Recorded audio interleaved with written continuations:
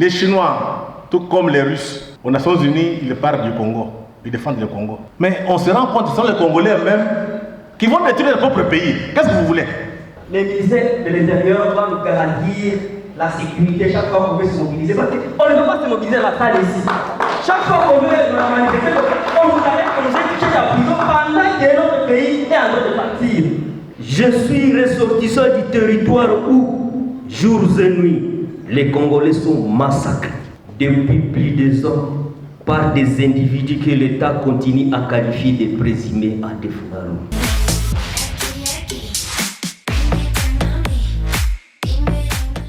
Nécessaire salutation.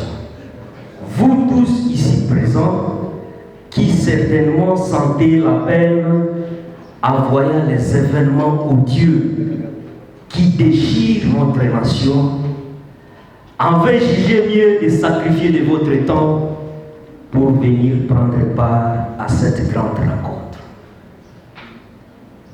Je présente mes honneurs à M. Charles Onana, une personnalité exceptionnelle qui, en dépit des limites territoriales et nationales qui nous séparent avec lui, il partage exceptionnellement les chagrins du Congo et en fait sa lutte au prix de sa propre vie. Ses écrits, ses conférences, ses plaidoiries pour la justice au Congo sont une richesse et un réconfort énorme pour nous Congolais. Mais c'est un hommage. À tous les conférenciers ici présents, chacun, selon ses titres et qualités respectifs, chapeau bas pour votre engagement patriotique. Je suis Katembo Moussa Yotama Tembos, député honoraire pour la circonscription de Butembo au Nord Kivu. Je suis ressortissant de plus de 2000 km. Une entité que certaines autorités ne connaissent que sur les écrans téléviseurs. Je suis ressortissant du territoire où, jours et nuits, les Congolais sont massacrés. Depuis plus de 2 ans, par des individus que l'État continue à qualifier de présumés à Defnaru. Une rébellion ougandaise établie en RDC depuis 1980. Je suis aussi ressortissant de ce village où plus de 100 personnes peuvent être facilement massacrées journalièrement sans que le gouvernement ne décrète une journée de deuil. Je suis de ce territoire où peu importe le nombre de ces victimes et la cruauté qui caractérise les massacres, pour le gouvernement, il ne s'agit que de petits massacres. Ces carnages sans nom sur une population ne connaissant pas la vraie cause touchent toutes les couches de la société. Les fœtus, les bébés, les jeunes, les personnes âgées, les malades dans les hôpitaux. Des villages entiers sont réduits à cendres. Des pillages systématiques, des incendies des hôpitaux et de véhicules. Je m'avais en particulier vous raconter un événement dans l'histoire de ces massacres. C'était la nuit du 14 mars 2023 que nous étions alertés, comme d'habitude, que l'entité de Mabuku, à 30 km de la ville de Butembo, était sous attaque des présumés à Defnaru. Ces jours-là étaient en principe fin de mes vacances parlementaires. J'avais le choix entre venir à Kinshasa le lendemain pour la rentrée parlementaire et aller palper du doigt la souffrance que les Congolais de cette zone endurent depuis plus de 10 ans. Quelques mois avant, toujours dans cette entité, précisément à Maboya, une dizaine de personnes venaient d'être égorgées dans l'hôpital de la place, qui a été également incendié par les monstres égorgeurs. Ces personnes étaient en majorité des malades internés. Il figurait aussi la sœur docteur Sylvie qui a été calciné dans la chambre d'intervention chirurgicale aux côtés de ses patients. Cet événement fait suite à un autre à environ 10 km dans la localité de Mukondi, où plus de 60 personnes avaient été massacrées et enterrées dans une même fosse commune sans une moindre dignité humaine. Les événements autour des massacres se comptent à des milliers, avec comme point commun un chagrin et un terrorisme que leur mémoire nous cause. Non seulement au massacre, au incendie, au pire, les égorgeurs prennent d'autres victimes en otage. Certains de ces otages sont massacrés, d'autres, souvent les enfants, sont formatés puis contraints à devenir des égorgeurs, et d'autres encore, les jeunes filles, sont soumises à l'exploitation sexuelle. Lors de mes récoltes de données pour confectionner ces rapports sur le massacre, j'ai eu à rencontrer beaucoup de rescapés qui ont pu échapper à ces égorgeurs et qui m'ont raconté les événements tragiques qu'ils enduraient pendant leur captivité. Je pense spécialement à 2 adolescentes que j'ai rencontrées en ville de Butembo et qui venaient de recouvrer la liberté après plus d'1 année de captivité. Leur histoire me fait toujours les larmes quand j'y pense. Ça me choque davantage encore, car le jour où j'ai discuté avec elles, elles étaient toutes grosses de ces égorgeurs, grosses de leur bourreau. Des pauvres dames, des pauvres vieilles adolescentes, respectivement de 14 ans et de 16 ans. Ma peine était énorme et je n'ai jamais imaginé l'ampleur de la leur. Chaque entité du territoire de Beni, Irumu et Mambasa-Ituri, chaque famille a une triste histoire liée à ces événements tragiques. C'est cette histoire que nous essayons de tracer et retracer dans les rapports notamment sur les massacres de Beni au Nord Kivu et Irumu, Mambasa en Ituri.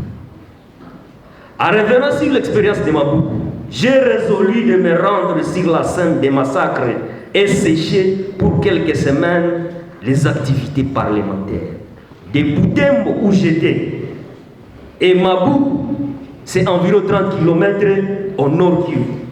Ce jour-là, le 15 mars 2023, le lendemain de la nuit du carnage, avec mes compagnons, nous avons presque seuls parcouru cette distance. Le terrorisme qu'avait causé le massacre était, on ne peut plus expliquer.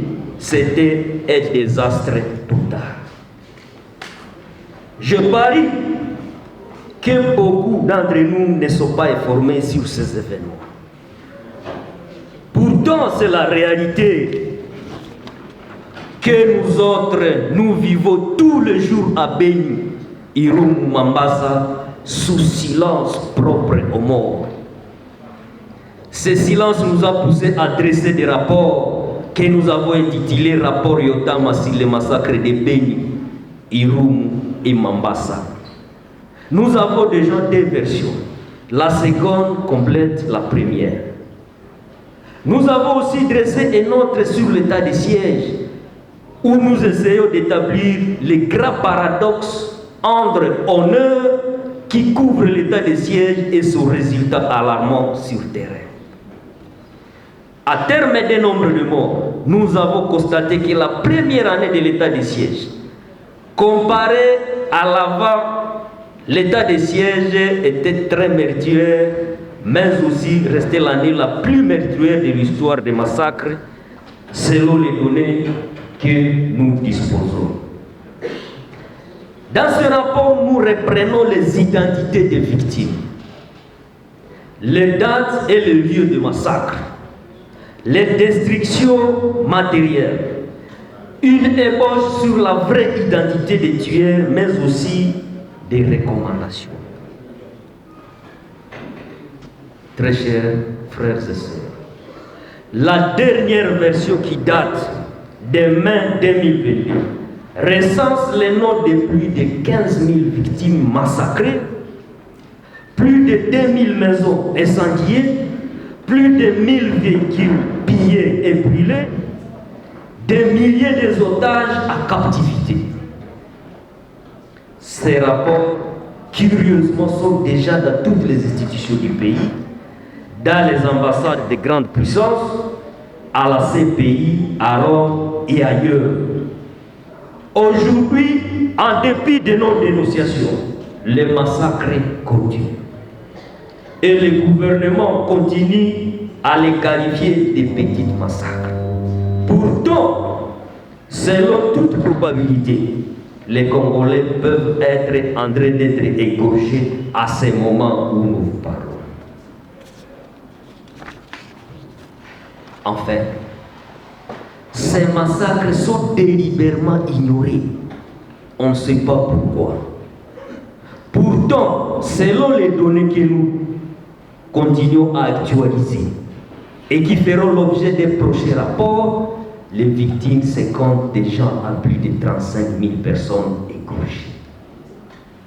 Des villages complètement abandonnés par les autochtones et devenus sous contrôle de l'ennemi. Une balkanisation réelle, mais que nous nous efforçons d'ignorer. Très chers compatriotes, je voulais lancer ici, présent, un appel à vous tous. Ces Congolais qui sont en train d'être massacrés ont besoin de la vie comme nous tous. Ils ont des projets comme nous tous. Veulent sourire avec leurs parents comme nous tous. Veulent grandir en voyant leurs familles réunies comme nous tous. Mais hélas, cette chance, on la leur a injustement volée. Nous avons aussi pas un devoir patriotique, peut-être humanitaire, de la leur remettre. Je sais qu'au sein de vous tous ici présents coule cet humanisme. Raison de voir les pays en paix, nous vous invitons ici d'appuyer cette lutte collective pour la paix de notre pays. Si autorisation du modérateur, est-ce qu'on peut prendre un temps de silence en mémoire de toutes ces victimes de la barbarie humaine?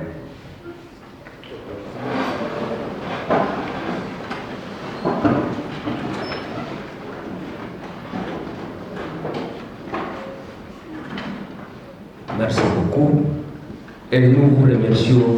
Que Dieu nous protège.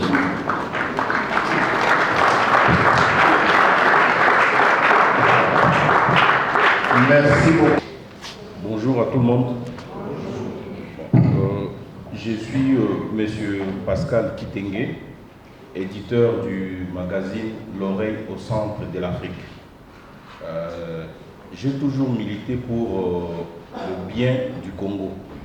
J'ai commencé dans les mouvements nationalistes. Lisanga Lumumba, je crois que beaucoup d'entre nous peuvent se souvenir de ces jeunes-là qui manifestaient régulièrement devant l'ambassade belge pour réclamer le retour de reste de Lumumba et compagnons. Bon, ici, je viens juste avec quelques petites contributions ou éclairages. Pour tout le monde qui est ici, je voulais assez que nous puissions élaguer dans nos dires le terme ou la tribu Tutsi congolais. La tribu Tutsi n'existait pas au Congo. Si dans vos dires, vous avez toujours l'habitude de dire que à l'Est, il y a une guerre où il y a les Tutsis congolais. Les Tutsis n'existaient pas au Congo. Les Tutsis, c'est une tribu du Rwanda.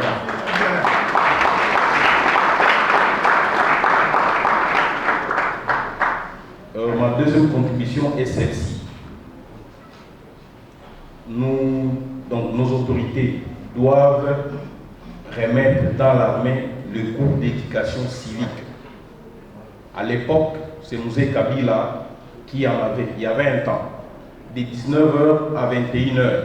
Il y avait un cours d'éducation civique dans l'armée. Après la mort de Mzee, comme ces cours-là n'existaient plus, beaucoup de Kadogo se sont retirés de l'armée parce qu'ils ne voyaient plus le bien fondé d'y rester.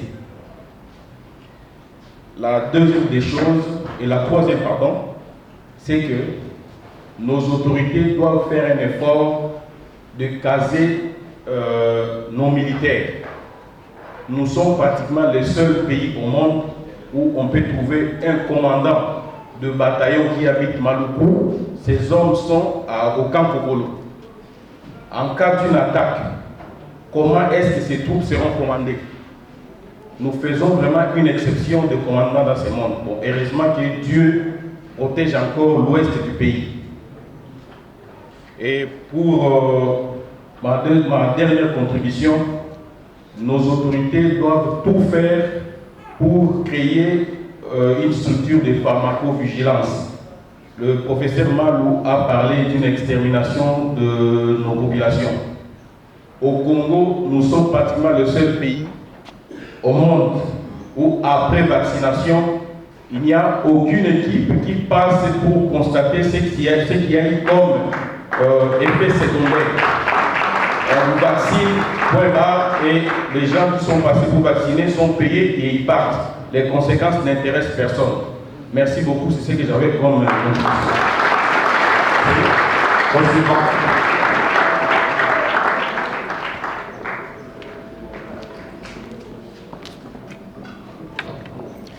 Bonjour tout le monde.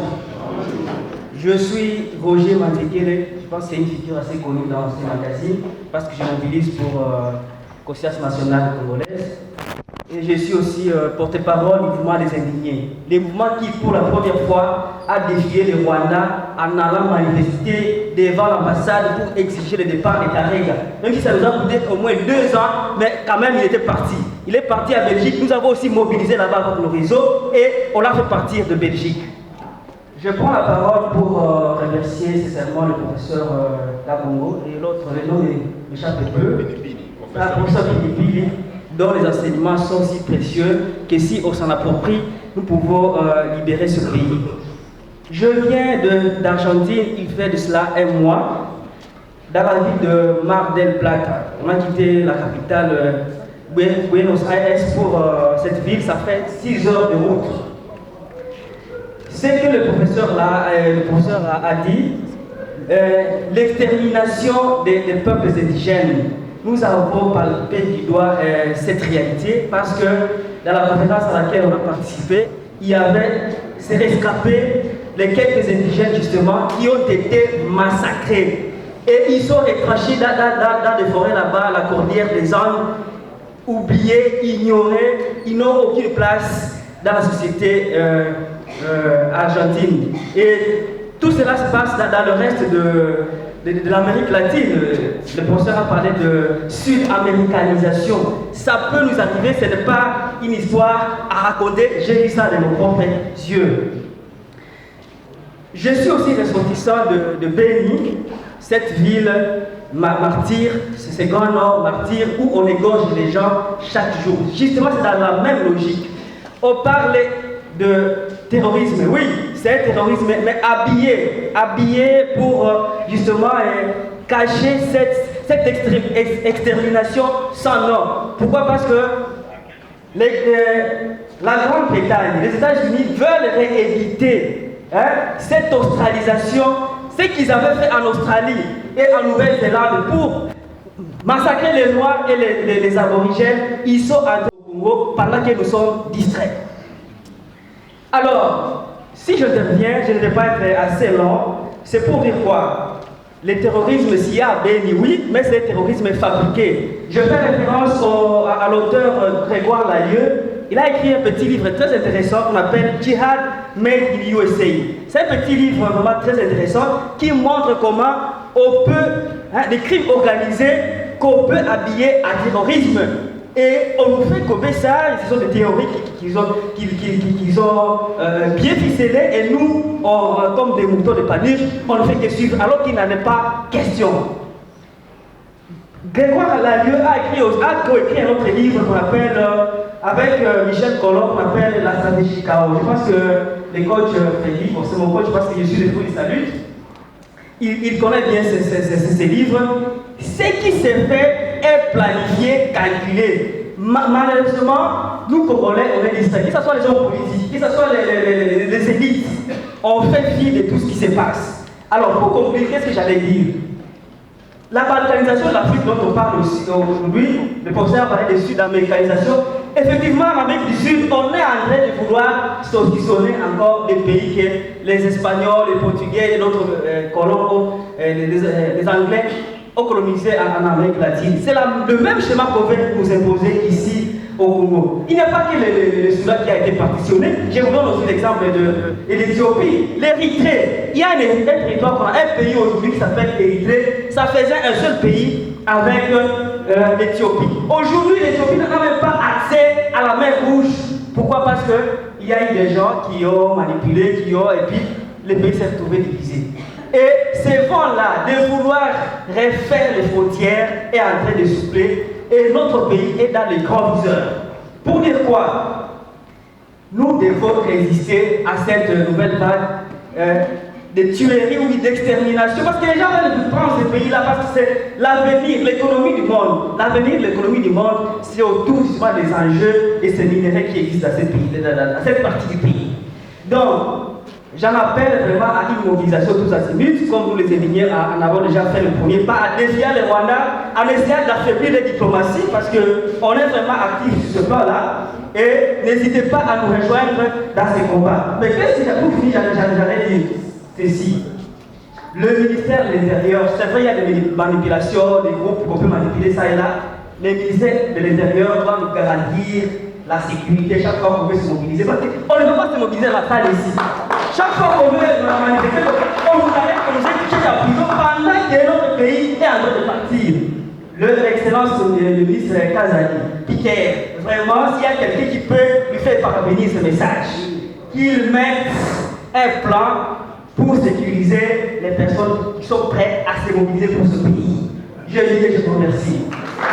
Merci. En tout cas, la PC, merci pour la Kouzouata dans le cas. Je présente d'abord, je suis apôtre et prospère.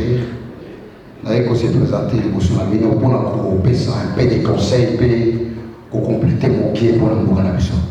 Vous savez, Bisso, mon peuple congolais, il faut tout en avoir le Moukanabiso. Ça veut dire s'il n'y a pas l'amour, il n'y a pas Dieu. Moto azana bolingo akoko libate abo mamoninga na ye. Moto azana bolingo akoko libate anyokola moto aza pembeni na ye. Moto azana bolingo akoko libate ko souffrir bayo aza pembeni na ye. Parce que mboka na biso eza mboka moko todi na nyonso. Mais soki to simbali to za moto moko bitumboyo ekozala te. Et le ko senga na biso to yokana kosimana parce que lelo tozala te tokokufa tokokende mais bana na biso bakoya il faut batikala bayebaki mabelo eza mabele ya bakoko na bango. Ça veut dire si bazotikala bacomprendre ke mboka oyo eza na bato babundelaki mpo na bango mpe bango batikala na kimia. Mais soki totali biso moko bacongolais omona congolais azondima koboma moninga na congolais à cause ke ya botola ozwi quelque part yango tokosenga ndambo ya contribution naza nango tosimba na chacun de nous. Soki na kati na biso bolingo ezali soki na kati na biso na susi ya Kongo ebomba il faut tozala po moko ini kosimba na po mosala oyo ekende liboso. Mais soki tosimbali te Kongo ekozala massacre. Soki tosimbali te tokotala ndenge bakoboma baninga na biso. Mais soki tozali ini ekozalaki mboka na biso moto akobutola te mpo eza mabele ya bakoko na biso batikelaki biso. Tozala ensemble tozala bomoko tozala les amis de Charles Nana tosimba mboka oyo ekende liboso. Soki omoni moninga aza pembeni na yo aza na mposa koboma moninga tongole lokola yo telemela yango kosepeli yango te toza même sang toza makila moko tozalaki ni l'amour pour mboka ya Congo etomba Pour moi, les Congolais tombent, et ça a pour les politiciens, et ça a pour la présidente de la République, et ça pour tout le monde. Ce qui est symbole tout ça, moko ici, Canada. Puis tout le monde, moko tout ça, tout la rue, ça permet. Tout le monde, parce que Congo, et ça a du lot de l'Union, où le confier, il va faire beaucoup de confier. Ah, on a Congo, ça a l'Union. Il y a un peu de choses pour la 600 ans de pousser, tout ça a inni, bon, moko, on a été corrompre pour ma voix, ça permet. Kolingate, mungunya ya pembeni na yo apesa yo mbongo pour dire la moninga na yo za pembeni poso. Kolingate, mutu za pembeni ani maboma mboka na yo, kuchamboka na yo molili en même temps yo congolais osa ozobona à cause de la corruption. Ba peso elia ba million ozi oputeki mboka ekufa pour battre ba bona sima, moyeba mona mboka na biso ezate. Je m'appelle Nicolas Mulunda, patriote. J'ai une petite contribution sur tout ce que j'ai entendu ici. J'aimerais dire ceci. Vers la fin des années 70, il y a eu le directeur de la CIA, malheureusement je ne me suis pas préparé, qui a dit ceci, plus ou moins. Les États-Unis sont prêts à entrer en guerre avec n'importe quel pays au monde pour reconquérir, c'est assez important, le Zaïre, ce temps-là bien sûr, ou le Congo actuellement, que de défendre un pays pétrolier arabe. Ça c'est assez important. C'est-à-dire, nous comprenons bien que l'Amérique veut reconquérir, parce que dans l'histoire, c'est que les gens semblent ignorer, c'est l'Amérique qui a colonisé au fait le Congo par devers la Belgique. Donc reconquérir, c'est ce qui est en train de se passer maintenant. En plus, j'aimerais, quand nous parlons, nous faisons des recherches, de savoir que Kagame n'est qu'un exécutant. Cependant, l'intelligence, eh bien, c'est le président ougandais, Yoweri Museveni. C'est lui de l'intelligence dans tout ce qui se passe. C'est lui qui est contacté et c'est lui qui planifie le tout. Ça, c'est important. L'autre, il a le courage, il est téméraire et bon, il s'en fout, hein. Il exécute. Et puis, il y a une autre notion qui entre en ce dernier temps, on entend parler non seulement des Tutsis congolais, mais on commence aussi à parler des Hutus congolais. C'est assez important. Non, oui, Hutus plutôt, Hutus congolais. C'est assez important. Ok, merci, je vous remercie. Quelles sont les choses qu'on peut mettre en place? Notre ami est sorti, non? Il est voir. Ok. Je vais vous donner quand même une information. On a demandé à nos hommes politiques, donc il y a des intellectuels qui ont travaillé, ils ont produit une étude sur les génocides congolais. Et cette étude a été demandée par le président. On a demandé qu'on dépose cette étude aux Nations Unies, au Conseil de sécurité. Curieusement, on n'a pas compris, dans cette étude, dans ce qu'on a déposé aux Nations Unies, on a élagué, nettoyé tout ce qui est génocide. Ce sont des Congolais. Ça signifie quoi? Les vers et dans les fruits. Voilà pourquoi, je réponds à notre ami, concrètement, voilà pourquoi on a mis en place cette association Conscience nationale congolaise et les amis de Charles Onana. Pourquoi la conscience nationale congolaise? Je pense que la première chose à faire, c'est informer notre peuple. Notre peuple n'est pas informé, il n'a pas d'information. Quand un peuple est informé, quand le peuple est informé, il peut devenir libre. Notre peuple n'est pas informé correctement. La plupart des médias qu'on a dans ces pays, ce sont les vendeurs d'illusions. On ne parle pas des problèmes du Congo, on parle des problèmes des politiciens qui se battent pour les postes. Or, la plupart des pays, 80% des politiciens que vous voyez là, ils sont créés, fabriqués par Paul Kagame Museveni. depuis l'arrivée de l'AFDEL. Donc, ces politiciens, pour la plupart, travaillent pour les intérêts étrangers. Voilà pourquoi ils se taisent. Donc, si le peuple ne s'organise pas, les élites intellectuelles ne s'organisent pas, il n'y a pas d'avenir pour ce pays. Et ça demande beaucoup de sacrifices, en temps, en argent. Donc, on a mis en place la conscience nationale congolaise pour réveiller notre peuple, que notre peuple se prenne en charge. Concernant Charles Onana, je pense qu'il était normal. Charles a écrit, je pense, sur le Congo, je peux dire entre 5 et 10 livres, à peu près. Ces livres ne sont pas lus par les Congolais. Si vous n'avez pas d'informations, vous n'avez pas la connaissance, on ne peut pas tenir debout. Donc on a mis l'association, donc l'ASBEL Charles Onana, pour permettre aux Congolais d'avoir accès à ces livres et d'informer notre peuple. Il n'y aura pas de Charles Onana. Il y a des Congolais qui ont écrit, ils sont nombreux. Mais les Congolais ne lisent pas, ils ne sont même pas informés. Donc à travers notre association, on va informer, on va former notre peuple et surtout la jeunesse. Je suis très content de voir que nos amis étudiants sont dans la salle. Nous avons nos mamans qui sont dans la salle et nous avons aussi des professeurs d'université dans la salle. C'est déjà positif. Donc toutes les couches de notre société sont présentes, à part les politiciens. Et tous ont fui. Quand on parle de Kagame, personne ne veut s'afficher. Pour que vous compreniez, il roule pour qui, tous ces gens?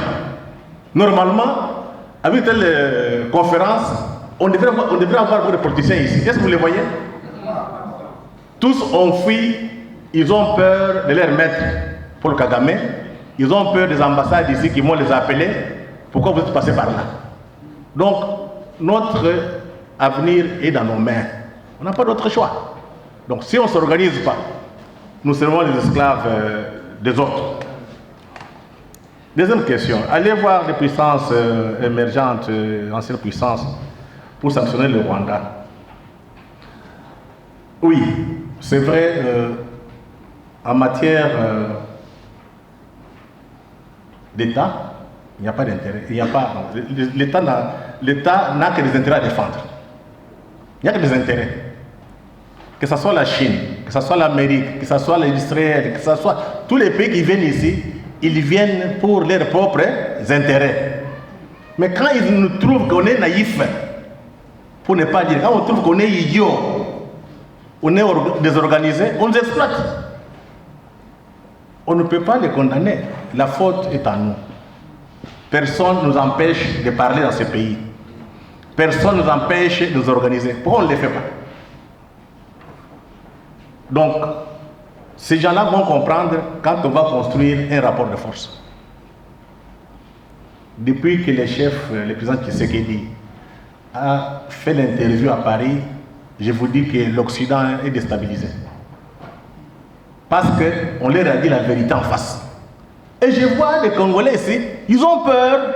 Ah, il ne fallait pas dire ça, ce n'est pas bon. Donc on a encore une culture d'esclaves. Il faut libérer l'imaginaire. Dieu ne nous a pas créés pour être dominés éternellement. Autre chose, nous avons une chance exceptionnelle parce que il y a d'autres civilisations qui émergent. Vous avez ce que je peux appeler des mutations géopolitiques. L'Amérique, c'est fini. Elle sera donc, toutes les Amériques seront comme une puissance comme toute autre d'ici 2050. L'Europe, il faut déjà conjuguer au passé. Le seul pays qui peut encore tenir, c'est l'Allemagne. Le seul. La Belgique, la France, c'est du passé, c'est fini pour eux. C'est la Chine qui a le vent en poupe. Mais la Chine apporte une autre culture, une autre façon de voir le monde. C'est notre chance. Si nous sommes lucides, nous sommes intelligents, nous sommes organisés, on peut travailler pour tracer notre propre voie. La chance que nous avons est que la Chine ne vient pas pour dominer. Mais si vous êtes idiot, on vous domine. Parce qu'ils vont dire quoi? Si nous ne le faisons pas, les autres vont le faire à notre place. Que faire? Ils vont le faire. Ce qui arrive aujourd'hui. Les Chinois, tout comme les Russes, aux Nations Unies, ils partent du Congo. Ils défendent le Congo. Mais on se rend compte que ce sont les Congolais eux-mêmes qui vont détruire leur propre pays. Qu'est-ce que vous voulez? On dit non, c'est un peuple idiot, laissez-les s'entretuer. Et puis, ils ne méritent pas ces grands pays. Donc, nous avons une chance unique. Des changements, je peux dire, d'imitation sur le plan géopolitique et d'imitation sur le plan civilisationnel. L'Occident, les Américains, ils viennent, ils nous font la guerre, ils nous tuent et ils nous tuent. Ils nous pillent et ils nous tuent. Les Chinois viennent, ils nous pillent, au moins ils nous laissent en vie. La seule puissance qui n'a pas beaucoup d'intérêt pour nous, si on est sérieux, c'est la Russie. La Russie est trop riche. Il y a beaucoup de matières premières là-bas. La Russie est trop riche. Ne joue pas là-bas. Vous avez un homme, Poutine. Vous venez, il frappe, vous fuyez. Nous devons aussi avoir des hommes ici au Congo. Pas une seule personne comme Félix Tshisekedi. Toute la société. Le jour où on verra que les Congolais, les élites congolaises sont debout, ces gens-là viendront négocier avec nous. Dans la culture occidentale, on négocie avec un homme fort, pas avec un faible. Un faible, on impose. Donc, nous avons notre destin à main. Il faut profiter de ces mutations pour créer un environnement propice à notre développement. Kagame Museveni, je pense aussi que les Américains viennent changer leur stratégie. Vous avez vu Ruto? Ça s'appelle Ruto. Les Kenyans. Il est en Amérique, non? On dit maintenant il est un allié. Comme un petit nègre, il est très content. On va l'utiliser contre l'Afrique. Regardez son discours sur le M23. On ne peut plus faire confiance ni à l'Angola, ni au Kenya. Nous sommes une puissance. Mais ce qui manque, vous avez des élites médiocres, faibles, qui n'ont pas l'ambition de grandeur, comme dit tant de Mobutu, qui n'ont pas la volonté de puissance. Pour gérer ce pays, il faut voir des ambitions de grandeur et une volonté de puissance. Nous avons une chance. Une chance pourquoi? Parce que Félix Tshisekedi, tiens, il n'a pas fait un coup d'État, n'a pas fait la guerre pour arriver au pouvoir. C'est le peuple d'abord. Mais si le peuple est naïf, il va faire comment? Il va baisser les bras. Donc il faudrait qu'on soit lucide. N'écoutez pas tous ces médiocres qui passent dans des bureaux par-ci par-là, qui cherchent l'argent, qui veulent corrompre notre peuple. Tous ces médiocres qui volent que des millions. Donc nous avons, si je parle à la jeunesse, aux étudiants, aux mamans qui sont ici, qui gardent les enfants à la maison, quelquefois les enfants ne sont pas partis à l'école. Nous devons nous organiser. Oyo, Ezali Kambouyama Belé. La patrie de la mort.